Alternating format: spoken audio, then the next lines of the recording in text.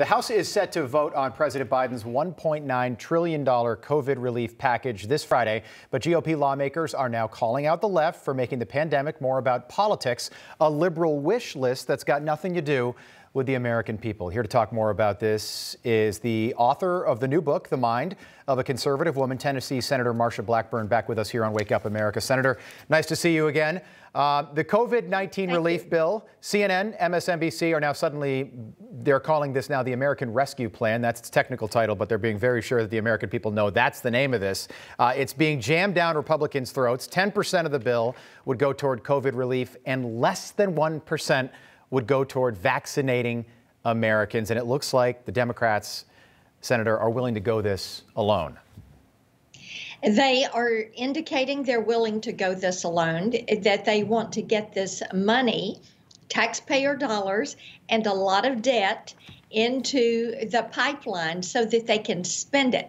Now, bear in mind, the $1 trillion that was passed at the end of the year still isn't out the door. There are billions of dollars that have not been spent. And Rob, as you know, I say repeatedly, that aid should be timely, it should be targeted, it should be temporary. Individuals that lost their jobs through no fault of their own should be receiving relief. PPP loans to businesses that were forced to shut down, that should be in there. As you said, money for vaccines and getting shots into arms, that should be in the bill.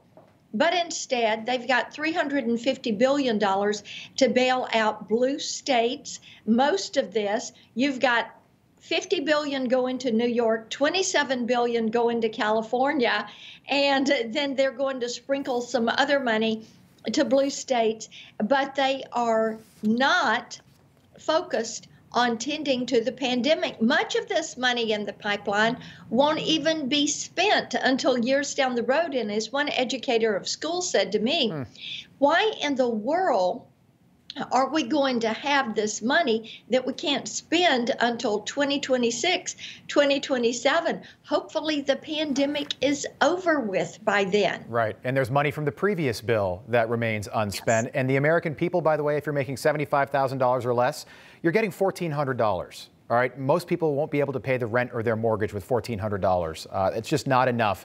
And why 90% of this bill isn't dedicated solely to vaccinating Americans, I have no idea. I mean, there's $200 million in here for libraries and museums. Nancy Pelosi's got a tunnel from her district out to Facebook headquarters. Why aren't the American people more upset about this and outraged about this right now? I believe they are upset as they're finding out what is in this bill. When you talk about billions of dollars for the Bay Area rapid transit, when you're talking about this money, $150 billion that is going to go to arts and humanities projects, when you're talking about money to vaccinate people in other countries, and we cannot get the vaccine around the country. We have some areas that are doing great getting it out. We have other areas that just can't seem to get their act together on how they're going to organize vaccinations for their citizens. So it is not targeted. It is not going to be temporary. They're trying to put programs in place that are going to be here from now on, because what is their goal? Their goal is to institute a permanent Democratic majority. Their goal is to radically transform this country and to make it toward a more progressive or socialistic agenda. Senator, let me ask you about that since you bring it up. The Citizenship Act is out there right now. I just want to get this straight. In the middle of a pandemic where over 500,000 Americans have died, the president of the United States wants to let in 11 million immigrants right now to apply for citizenship. And Democrats, they would need 10 votes to get to 60. Do you think they have the votes for something like this to pass? Because that would be a whole lot of at least presumptive new Democratic voters to border states like Texas. It would indeed. And when you look at what they're trying to do, you realize that they're trying to turn the USA into a sanctuary country. And they want every town to be a border town, every state to be a border state. And that is not what the American people want. We have a process for citizenship. It is well defined through the Constitution and through our laws. Let's abide by the law. let's protect our sovereignty. Let's make certain that we know who is coming into our country and that they are coming here for the right reasons, that they wish us well. It is imperative that we protect our borders, our southern border, our northern border, that we protect our ports of entry, that we know who is coming in, what is coming in, and that we're very careful about protecting and defending the citizens of this country. In 35 days, the Biden administration has made it clear they have no interest in holding China accountable for the coronavirus pandemic. Linda Thomas Greenfield was confirmed as the U.S. ambassador to the UN. In 2019, I want to read you a quote that she said. She said, quote, "Working with China is a win-win-win situation." 3 wins. And I say it is a lose-lose-lose, because China will steal our intellectual property. They practice what is called rob, replicate, and replace.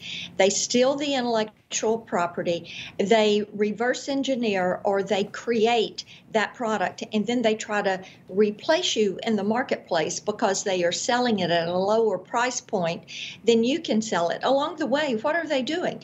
They're destroying American companies and American jobs. This needs to end.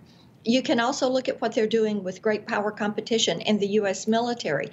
China practices what is called civic fusion, and this is where you have your private sector or your commercial sector and your Chinese military working as one. You can look at the actions, the human rights violations of the Chinese against the Tibetans, the Uyghurs.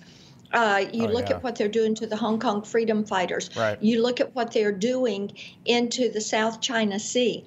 And then with the Uyghurs, I would say it is a genocide. Oh, yeah. And these are things where they need to be held to account. With the Uyghurs, they're using them as slave labor. Yeah, they're in internment camps, 1 million of them. Internment camps, they're trying to completely rid China of the Muslim minority, the Uyghur population. It is a genocide, and they need to be held to account for this. Senator, I want to quickly ask you about Nancy Pelosi. She called President Trump's attempt to complete the border wall. She said walls are immoral, yet the White House is still encased in a massive wall right now. So is the U.S. Capitol. When is this going to end? I will tell you this, if it were up to me, all of that fencing and razor wire around the U.S. Capitol would come down today. It should have been down. It should never have gone up in the manner that it did. This is the people's house. We get calls every single day in our office. There are people who are wanting to plan trips this summer. They're wanting to bring their children to Washington, D.C. Their question is the Capitol open? Can we do tours? Can we go to the museums? Can we go to the monuments? What is available to us? And this should be, I'm just astounded that it is still up and that you cannot get close to the U.S. Capitol. Yeah. Senator, thanks so much for your time. Looking forward to hearing what you have to say on Friday. I know you're speaking at CPAC. Couldn't be a more important time for the party right now. We're looking forward to that on Friday as well. That is Senator Marsha Blackburn joining us from Tennessee. Thank you. Thank you.